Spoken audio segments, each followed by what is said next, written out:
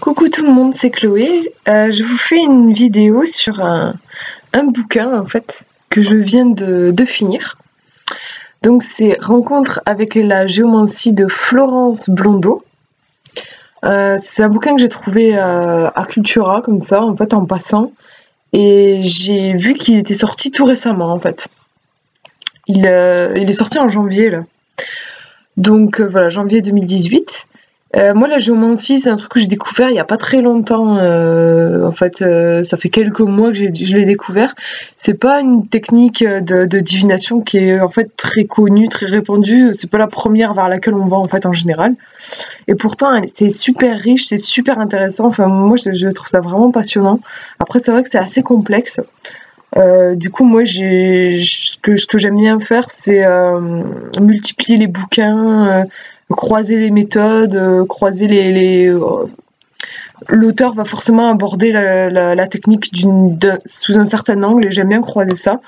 Et donc là, j'ai craqué pour ce bouquin parce que il avait l'air particulièrement moderne, en fait, je dirais. Ce qui m'a le plus frappé, moi personnellement, j'aime bien en fait quand l'auteur va pas se cantonner uniquement à la tradition, en fait, c'est le côté traditionnel, mais va encourager le lecteur à pratiquer, à trouver ses propres interprétations. J'aime bien quand il y a cette liberté-là, et j'ai tout de suite compris que dans ce bouquin, c'était cet esprit. Ce que j'ai aimé, alors attends, je vais vous lire peut-être avant le résumé. Alors, la géomancie est l'un des arts divinatoires les plus anciens de l'humanité. Elle prend son essence et sa force au sein de la terre et du sable. Utilisée dans le désert à ses origines, elle a su évoluer au fil des siècles, des cultures et des civilisations pour devenir une pratique plus accessible et praticable partout. Découvrez au travers de l'ouvrage de Florence Blondeau son histoire, ses nuances, ses tirages et ses usages. L'auteur vous présente un usage personnel avec figures construites et interprétation aboutie. Apprenez à lire votre avenir au milieu d'une forêt ou sur une plage face à la mer. La Terre devient votre support de voyance, tracez, interprétez, divulguez les connaissances que vous obtenez. Voilà le secret de la géomancie, un art accessible au plus grand nombre en toutes circonstances. Voilà. Et ce que j'ai particulièrement aimé dans ce bouquin, c'est déjà que donc ça dépasse ce que je vous disais la tradition qui veut que en géomancie en fait on trace des petits traits sur une feuille de papier. C'est ce qu'on appelle le jeté de points. Et elle va vous donner plein d'autres façons d'obtenir une figure géomantique. Et je sais pas si on dit comme ça, bref, une figure de géomancie. Et je trouve que c'est super intéressant. Donc, par exemple, elle vous enseigne qu'on peut le faire avec des pièces de monnaie, un peu comme le yiking, ou alors carrément en s'inspirant de la lithomancie, en tirant des pierres. En fait, chaque pierre va correspondre à une figure. Ah oui, elle croise aussi avec le tarot, ça c'est super intéressant je trouve. Vous enseigne comment en fait faire un tirage, vous faites un tirage en tarot, vous pouvez interpréter bien sûr votre tirage tarot et croiser avec la géomancie en fait. Ça je trouve ça génial. J'aime ce côté voilà où elle croise différents. On reste pas centré sur la géomancie en fait. Par exemple. À un moment, elle fait tout un chapitre sur d'autres styles de voyance. On a le miroir Kumalak, je ne sais pas si ça se dit comme ça, Kumalak ou Kumalak, qui est en fait avec des fèves. J'ai un coffret qui enseigne ça, ce type de voyance. Je pense que je ferai une vidéo dessus parce que c'est vraiment intéressant. Mais là, on parle rapidement ici. Elle parle aussi des jets de coris, ce sont des petits coquillages. Je crois que c'est assez utilisé à Madagascar comme voyance. Enfin voilà, elle parle aussi de d'autres styles de voyance qui sont pratiqués dans les pays du Sud. Et aussi, et ça j'ai tout de suite, c'est ce qui m'a fait m'arrêter sur le bouquin, c'est qu'à la fin vous avez tout un chapitre sur la géomancie croisée avec la magie. Comment on peut faire de la magie avec la géomancie. Et elle aussi, elle vous donne des méditations. J'ai trouvé ça super intéressant. Des méditations à faire avec chaque figure pour les intégrer en fait pleinement. J'ai apprécié ce côté-là que j'ai pas trouvé dans d'autres bouquins, où vraiment elle vous encourage en fait à faire confiance à votre intuition. Moi, dans les autres bouquins que j'avais, c'était plus on vous enseignait telle figure, ça veut dire ça, et moi j'avais appris ça un peu comme on apprend un alphabet, quoi. Vraiment, j'avais appris la définition de chaque figure. Et là, elle est beaucoup plus, il y a une approche qui est beaucoup plus sensorielle, intuitive, où elle vous encourage à laisser parler la figure. Il y a un truc qu'elle conseille de faire, je trouve ça génial, c'est de se noter en fait une figure, par exemple sur le poignet, au stylo bic, et en fait la porter toute la journée. Vous allez vous imprégner de son énergie, et ensuite à la fin de la journée de noter ce que vous avez ressenti, comment en fait la figure a influencé votre journée, et faire ça aussi le soir par rapport aux rêves, puisqu'une figure va influencer en fait aussi vos rêves avec son énergie en fait. Je trouve que l'auteur rend vraiment vivant la géomancie, et moi ça m'a donné tout de suite envie de m'y remettre, parce que je vous dis, j'ai découvert ça il y a quelques mois, mais j'ai été un peu perdue dans des trucs complexes. Ah oui, d'ailleurs aussi, c'est super, c'est que normalement en géomancie, il faut que vous fassiez un thème à 15, je crois, je dis peut-être une bêtise, mais enfin avec beaucoup de maisons, ça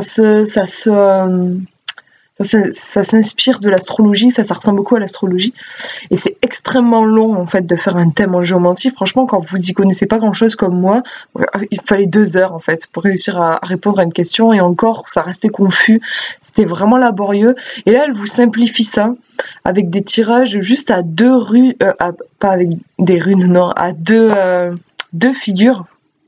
Oui, d'ailleurs elle fait le parallèle avec les runes aussi. Elle croise vraiment beaucoup de sujets ésotériques, c'est super intéressant je trouve. Et donc voilà, elle vous donne des tirages beaucoup plus rapides.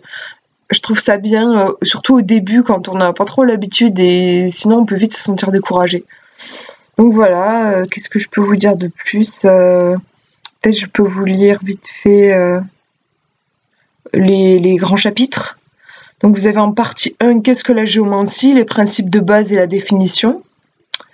Ensuite, vous avez donc dans cette partie 1, vous avez la géomancie en résonance avec d'autres arts divinatoires. Ce que je vous disais, on va vous parler de l'astrologie, du viking, des runes, du tarot. Les méthodes de tirage alternatives au jeté de points traditionnels. Donc les pièces de monnaie viking, le jeté de cailloux, fèves, graines ou graines de café, les cartes et la lithomancie. Ensuite, elle vous présente les 16 figures géomantiques. Donc voilà, succinctement, elle vous explique chaque figure. En partie 3, j'ai loupé la partie 2. Ah oui, la partie 2, c'est les 16 figures géomantiques. La partie 3, pratiquer la géomancie divinatoire, tirage express. Donc voilà, là vous avez le tirage avec une seule figure, le tirage avec 2 figures plus une synthèse, 3 figures plus une synthèse, le thème express en 7 maisons. Voilà, ensuite vous avez le thème géomantique traditionnel en 15 maisons, voilà, c'est bien ça, c'est 15 maisons. Donc là, elle vous détaille ça en prenant des exemples, en vous expliquant. Ensuite, en partie 4, géomancie et développement personnel, méditation et magie, j'ai trouvé ça super intéressant. J'avais vu ça dans aucun autre bouquin. Ah oui, aussi, je trouve que c'est un bouquin qui est très riche au niveau de sa documentation. Vous avez une grosse bibliographie à la fin et beaucoup d'ouvrages qui sont cités. Moi, j'aime beaucoup, en fait, je vais d'un bouquin à un autre, donc c'est là, vous avez je sais pas, peut-être une dizaine de bouquins sur la géomancie qui sont cités. C'est vraiment intéressant si vous voulez aller plus loin. Donc en partie 4, géomancie, développement personnel, méditation et magie.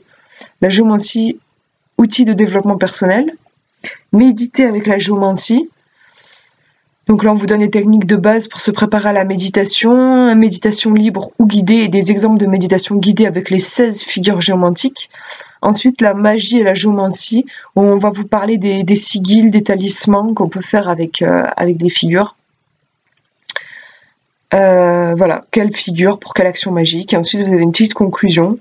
Et donc, comme je vous disais, après, vous avez une belle annexe avec une bonne bibliographie, quoi.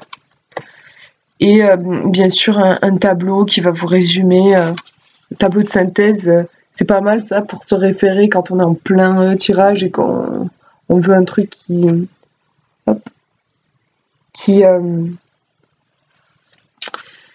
va vite à l'essentiel, quoi. C'est pas mal fait, je trouve. Donc voilà, j'ai hâte de pratiquer, en fait. Je viens de le finir, mais j'ai pas encore pratiqué les exercices, donc je vais m'y mettre.